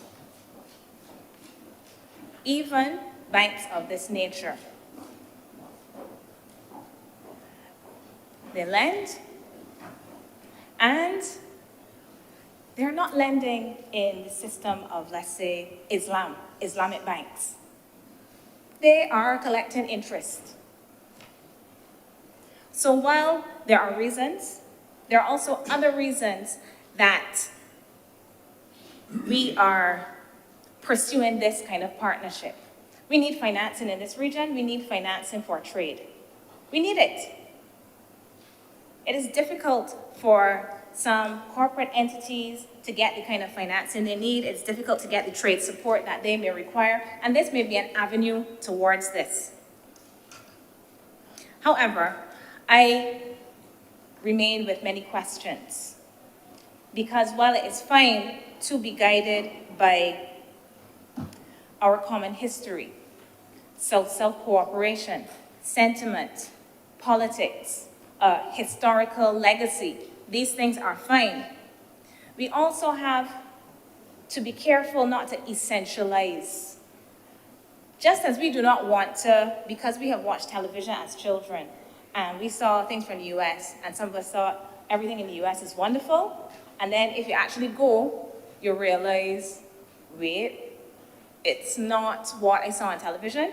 They have these stories I see on TikTok. I'm a TikTok person, of people that go to Paris, and then they are so upset that they see poverty and they get robbed and all kinds of things in Paris. And I want us to be all kinds of things in Paris, because it's supposed to be a place of love, these ideal types. So we have to be careful. We have to be careful, not just women, trust me. We have to be careful not to essentialize, even when we are talking about the motherland, even when we are talking about the continent. And I say this, Mr. President, having visited the African Union, and also having visited CARICOM. These things are laudable, the intent. Nobody can deny that the intention of these kinds of institutions is for the betterment of the people of Africa, the betterment of the people of the region. We cannot deny that. And we should support these kinds of initiatives, but we should not be cloudy-eyed in looking at these relationships. So I ask, Mr. President, as this develops, because this agreement is not about us entering this relationship, it is basically, as the leader of government business indicated, a headquarters agreement. And clearly, this entity should have the same rights, privileges, etc., as any other similar entity from any other place in the world. So that is not an issue of contention. Us having a partnership is not an issue of contention, not for my part, at least. But I think we should go beyond being guided by sentiment and really start to ask questions and make sure that whatever the business is that is being conducted by this bank is there's no wow. We have to make sure that any bank that sets up in Barbados, and every bank that sets up in Barbados, and any person that stands up in here can have the ability to speak freely. We have to ensure that what results is truly going to redound to the benefit of those individuals, groups that it is intended to benefit. And I do not say this because I'm a bad-minded individual. I would not. I say this, Mr. President, because in this place already, we have seen a loan coming from said bank at a rate that I find to be high. It is all right, Mr. President. I have friends that have set up the business and their things are more expensive than other people's things. I buy them because I want to support their business. I want to make sure that their business gets off the ground. But that is my personal business. This is the business of Barbados. And it's good to have options, it's good to have alternatives, but I want us to ensure that when we are dealing with our brothers and sisters, that when we are dealing with those with whom we have these ties that we must have, because we have to champion South-South cooperation and doing things differently. I want us to be very careful in ensuring that we get good deals out of this arrangement, Mr. President. And I know this is an unpopular thing to say because Africa unites. But when we unite, we gotta unite in a way that we can be frank with each other. In a way that is frank with each other. I will not repeat what I already said in a previous debate, which clearly some people were not listening to, that indicated that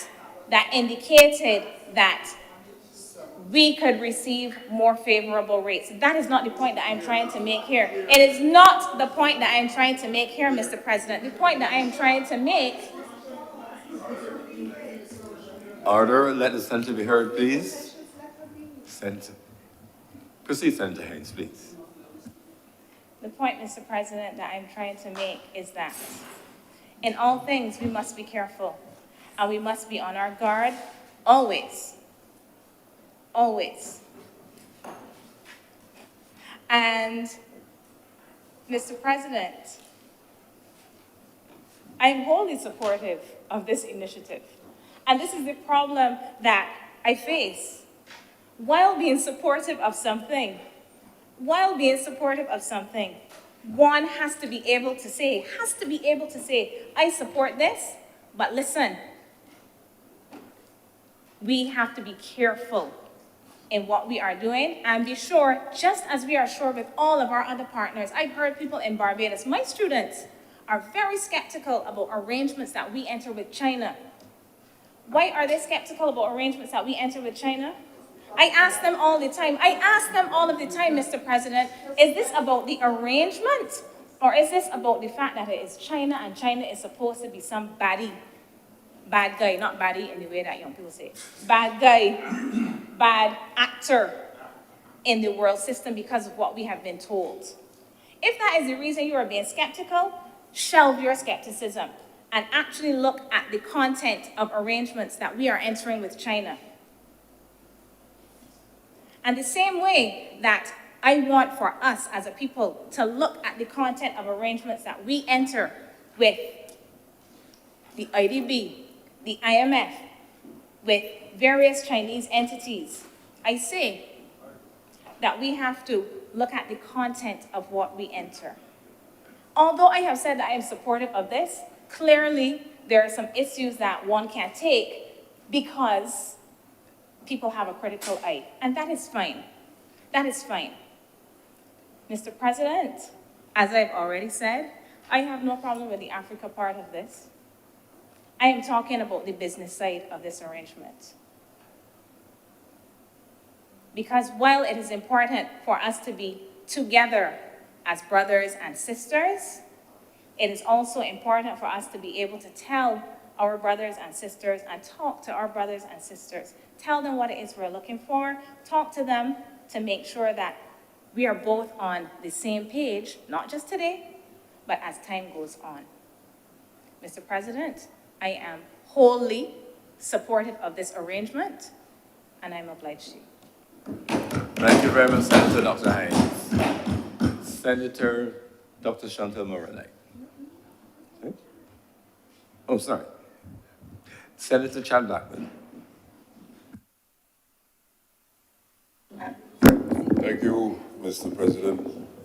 I rise to contribute to this debate, certainly my first debate in the chamber, and I want to join the members on the government side in supporting the bill. But to my mind, this bill is historic on many reasons and limbs, and therefore, as I speak to you this afternoon, I will be going through with you why I'm supporting it, but also placing it in its broader domestic, regional, and international perspective on why it is important today that it is being done. And what are some of those reasons that come to mind?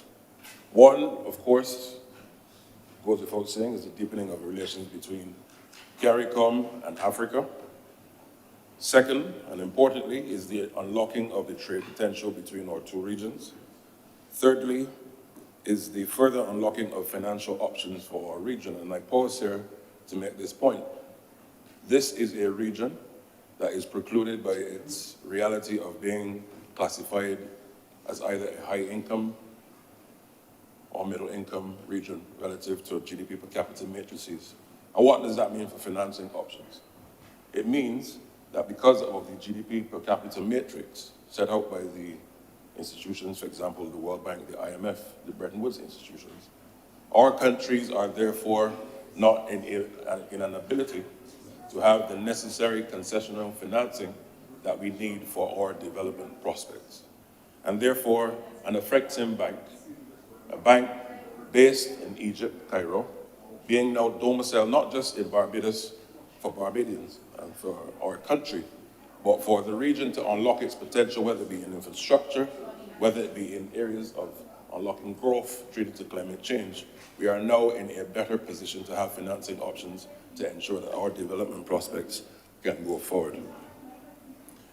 Fourthly, it is, and you've heard it before, it is truly a manifestation of South-South cooperation.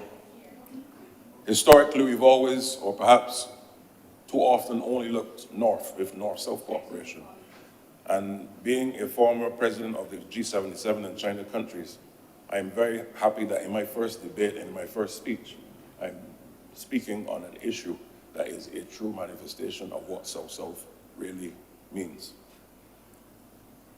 And it allows for us also, this bill, to really have a frank and mature discussion in the third oldest parliament in the Commonwealth on the issue of repositioning Barbados as a jurisdiction, not just in the context of international banks, but international institutions, and placing Barbados as a logistics hub, a country that can host international conferences, a country that is already an international transport hub, and therefore having all the necessary ingredients to ensure that Barbados can project now and into the future as a place to do business, a place that is mature, a place that is well regulated, and a place that is open for the world to come and enjoy, but also have serious discussions on serious matters that will benefit generations to come.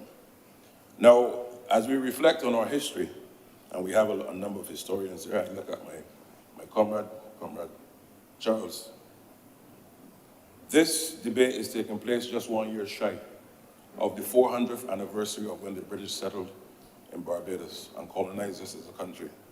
And therefore, in 2025, as we celebrate that 400th anniversary, and for us to be debating this now, at a time, and we step back, when they would have been here, no one in this room that looked like us could have occupied these chambers based on our color.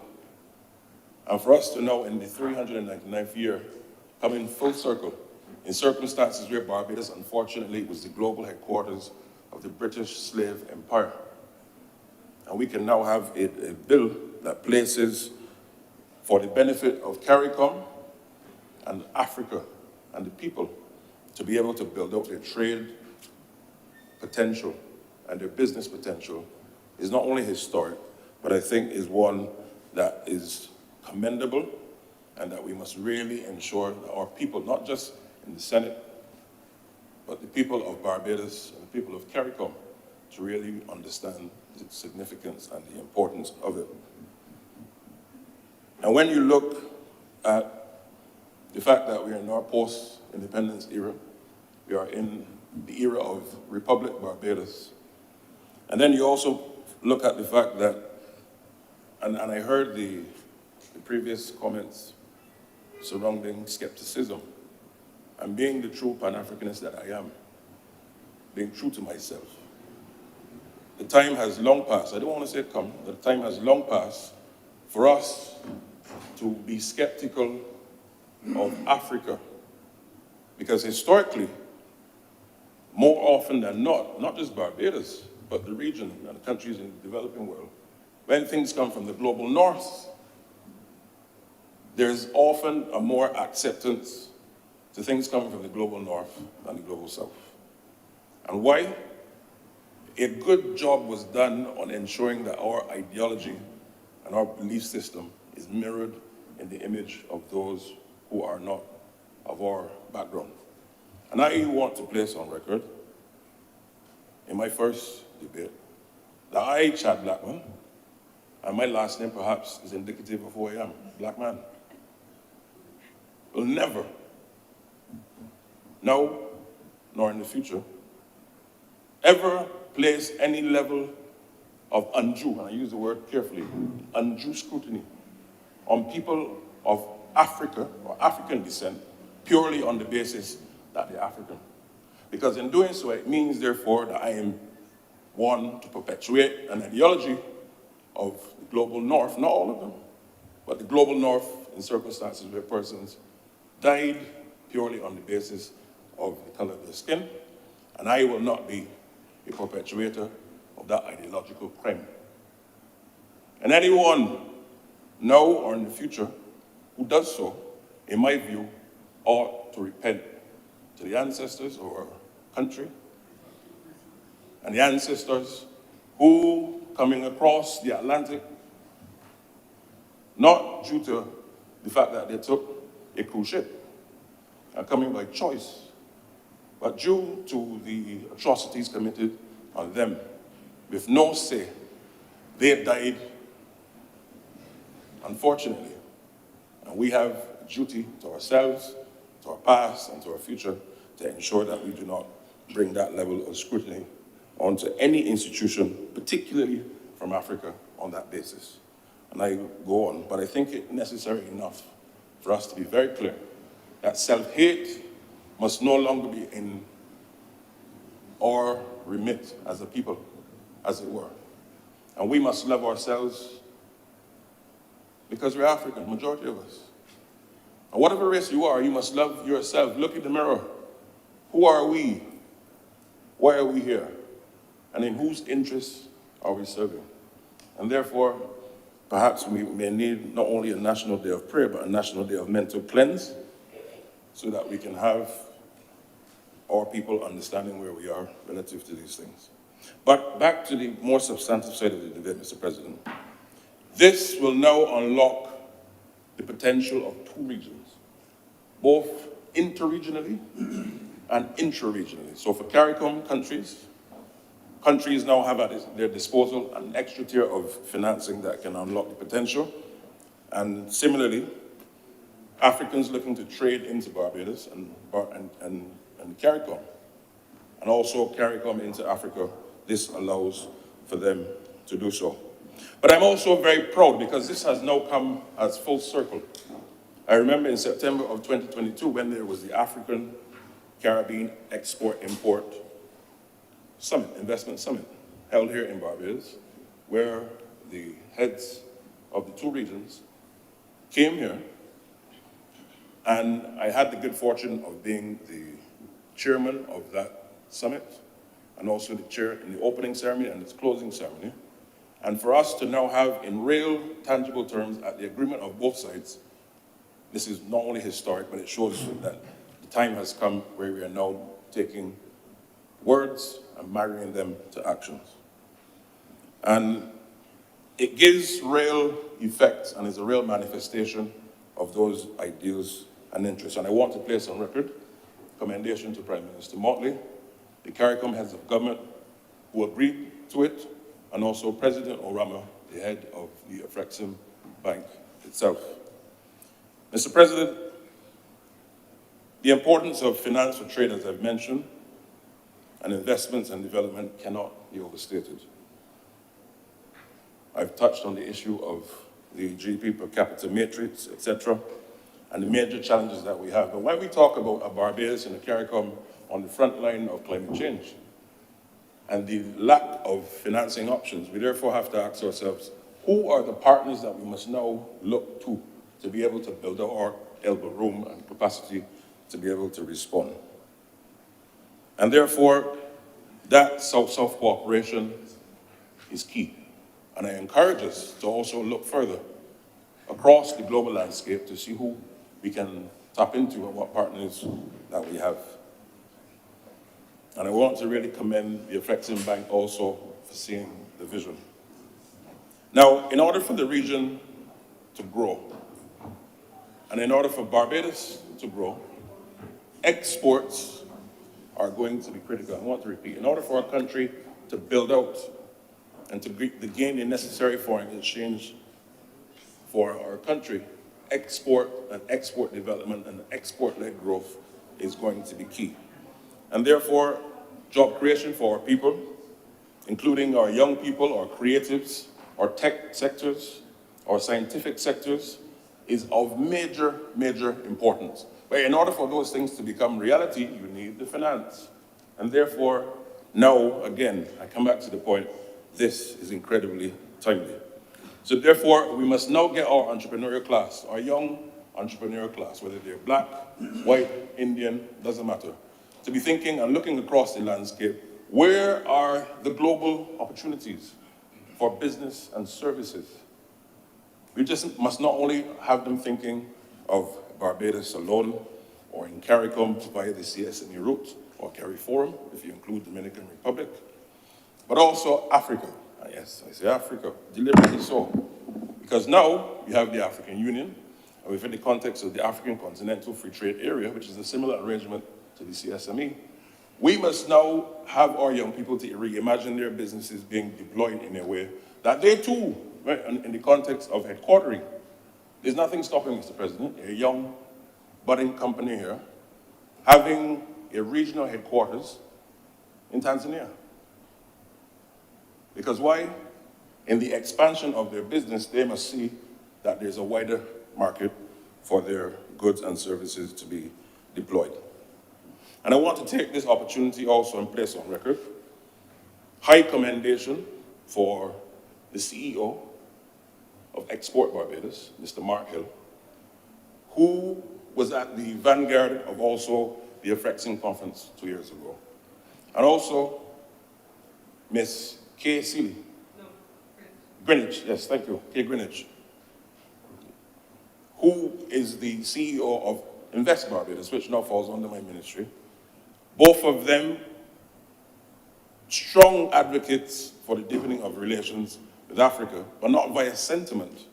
And there's no sentimentality about this, but true, clear financial and business relationships with Africa. And I want to commend them, but I also want to go further. You would have heard the governor's report of Central Bank last week talking about the 4.4% growth that we enjoyed between January and September last year.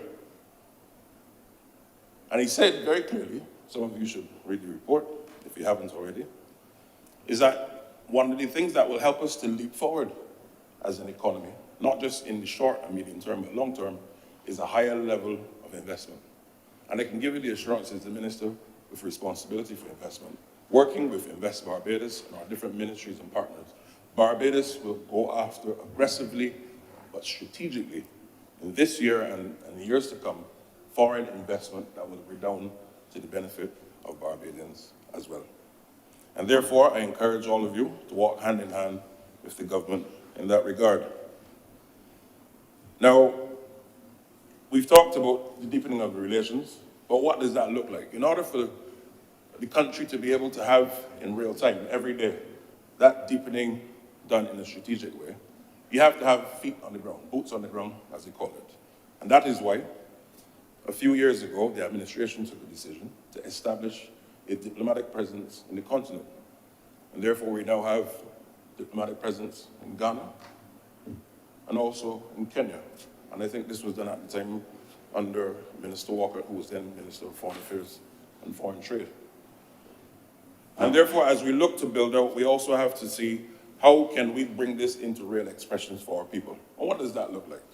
We have a number of air service agreements with countries where that serves as the basis for airlines to have the framework to fly from one area to the next between Africa and the Caribbean. But it must go further. The leader of government business can attest that last week in consultations with Senegal, it was very clear that in order for those relationships to bear fruit for our business community and our people, also in tourism, there also has to be a promotion of the two regions taking place. Because in order for you to fill and have air capacity coming into Barbados and on the outward flights, there has to be a demand on the ground.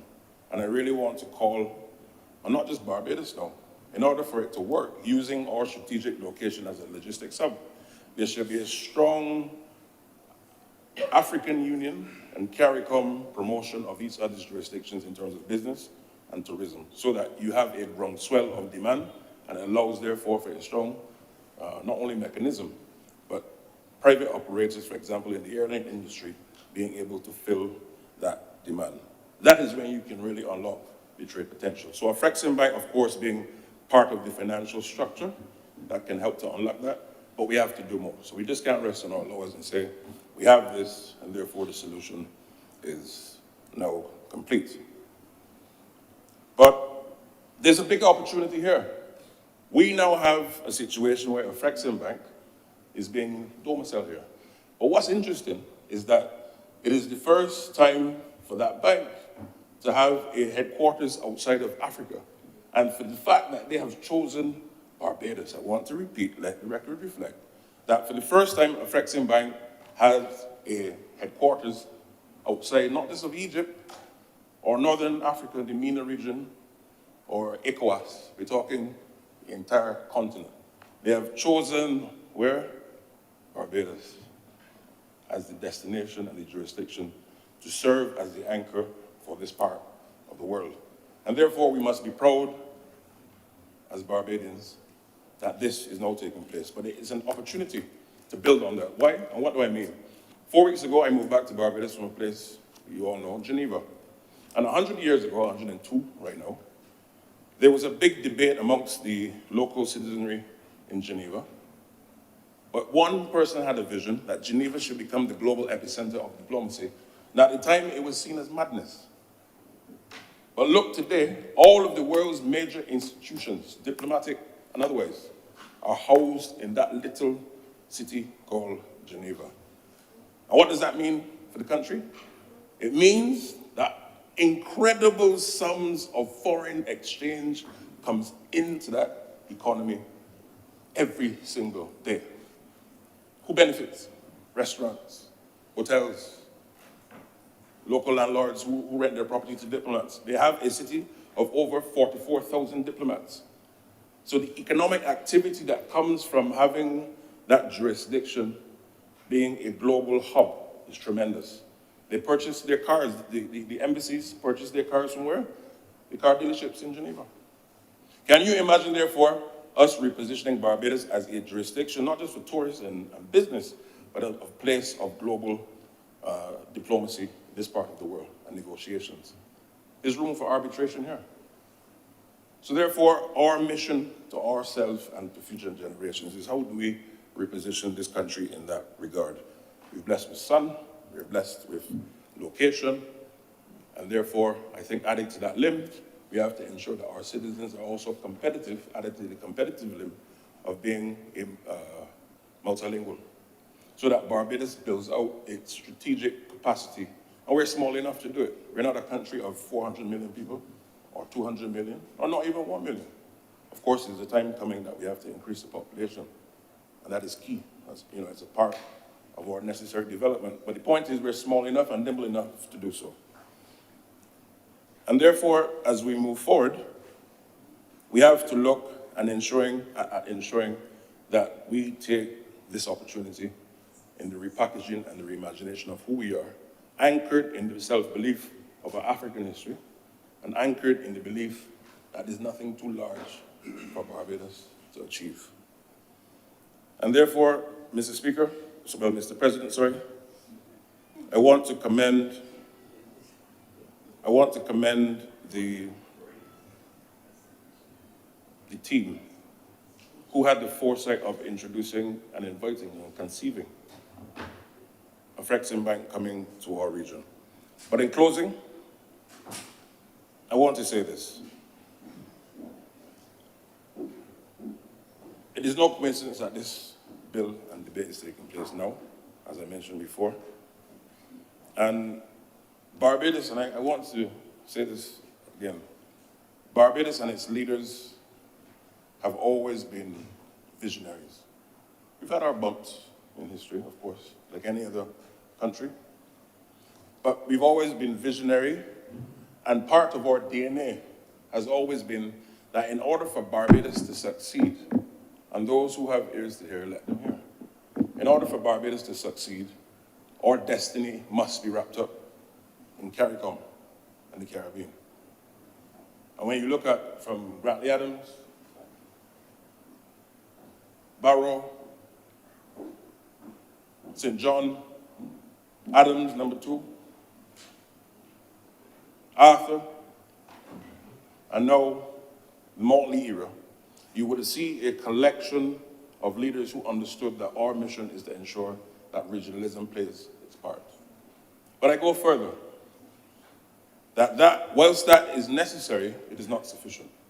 And therefore, the task of our generation has to be that in addition to having a strong regional / CARICOM development prospect wrapped up in Barbados and vice versa, we must now do so using that as an anchor, or a buoy as it were, with views and eyes on Africa.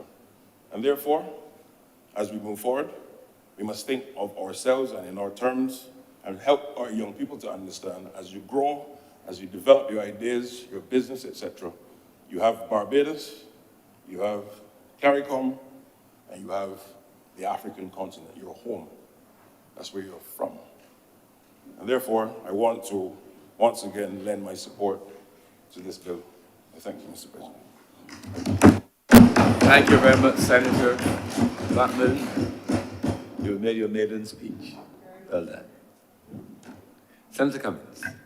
Thank you very much, Mr. President. I'd like to move that we suspend deliberations on this bill until after lunch and propose that we reconvene at 2:30 p.m. The question is that this sitting be suspended until 2:30 p.m. today. Honorable senators in favor, please say aye. Aye. Those against, please say no. Methinks the ayes have it. The sitting is suspended until 2:30 p.m. today.